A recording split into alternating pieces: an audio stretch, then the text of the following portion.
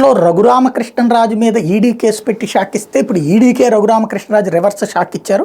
FEMA నిబంధనలు ఉల్లంఘించారని MP రఘురామకృష్ణరాజుకి enforcement directorate ఇచ్చిన notice అమల్ని నిలిపేస్తూ Telangana high court మధ్యంతర ఉత్తర్వులు జారీ చేసింది. జరిమానాగా విధించిన 40 కోట్ల చెల్లింపుతో సహా నోటీసు అమలు 6 వారాలు నిలిపేస్తూ విచారణ ఫిబ్రవరి 5వ తేదీకి వాయిదా వేసింది.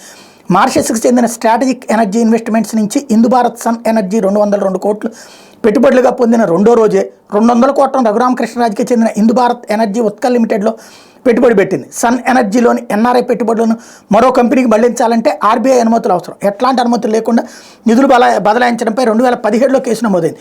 ఫెమా నిబంధనలు ఉల్లంఘించారన్న కారణంగా Indu Bharat Sun Energy Private Limited డైరెక్టర్గా ఉన్న రఘురామకు 40 కోట్ల జరిమానా విధిస్తూ ఈడీ గతంలో ప్రొసీడింగ్స్ జారీ చేసింది.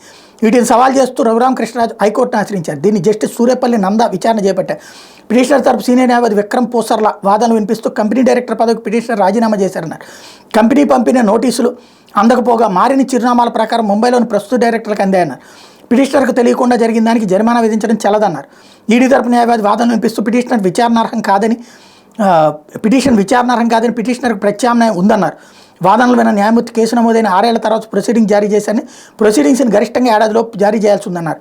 జాప్యానికి కారణాలను పేర్కొనబడంతో మధ్యంతర ఉత్తర్వులు జారీ చేశారు.